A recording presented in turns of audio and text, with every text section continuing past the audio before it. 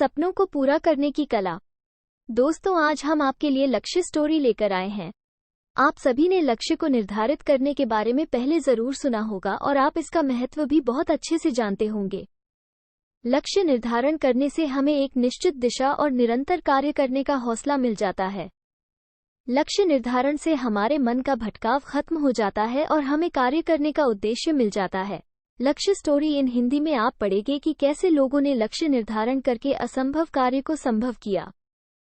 बहुत पुरानी बात है। एक गांव से नदी गुजरा करती थी जिसके किनारे एक साधु बैठा रहता था और जोर जोर से चिल्लाता रहता था, जो चाहोगे वही पाओगे, जो चाहोगे वही पाओगे।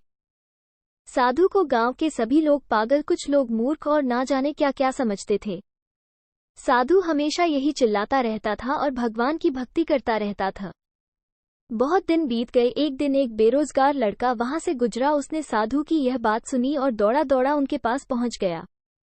उस लड़के ने साधु से कहा, क्या मैं जो चाहूंगा वही पाऊंगा? साधु ने मुस्कुराते हुए कहा, हाँ बेटा, जो तुम चाहोगे वही तुम पाओगे। लड़के ने फिर एक बार कहा, क्या आप सच कह रहे हैं? क्या सच में जो मैं चाहूंगा वही मैं पाऊंगा?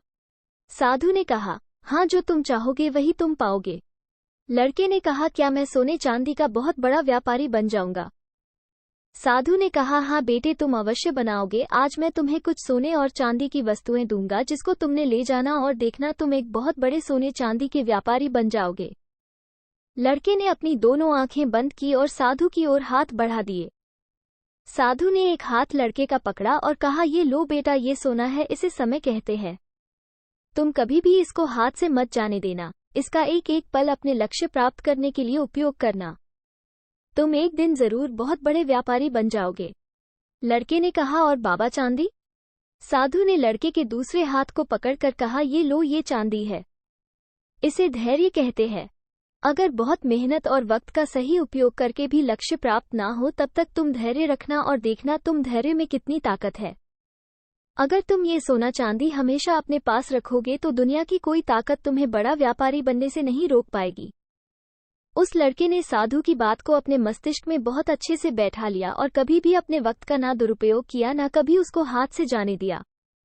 वो अपने लक्ष्य को पाने के लिए निरंतर ही प्रयास करता रहा और जब वो हार जाता तो वो धैर्य का सहारा लेता और फिर दोबारा कोशिश करता। देखते ही देखते बहुत कम समय में उस लड़के के अंदर व्यापार करने के वो गुण आ गए जो अभी तक किसी में नहीं थे। उसने बहुत छोटे से काम से शुरुआत की और अपने व्यापार को बड़े स्तर पर ले गया। आज के समय में वो सबसे बड़ व्यापारी जो उसने उस दिन साधु से मांगा था बन गया। उसने अपने लक्ष्य को प्राप्त करने के लिए अनेक संघर्ष किए, अनेक चीजें सीखी और ना अपने समय का दुरुपयोग किया, ना कभी अपना धैर्य खोया, और उसने वही पाया जो वो चाहता था। शिक्षा, समय और धैर्य वह ताकत है जिसका उपयोग करके हर व्यक्ति अपने मन मुताबिक लक्ष्य को प्राप्त कर सकता है। निरंतर आगे बढ़ते रहना और कभी अपने लक्ष्य से विमुख न होने से ही हमें लक्ष्य प्राप्त होता है।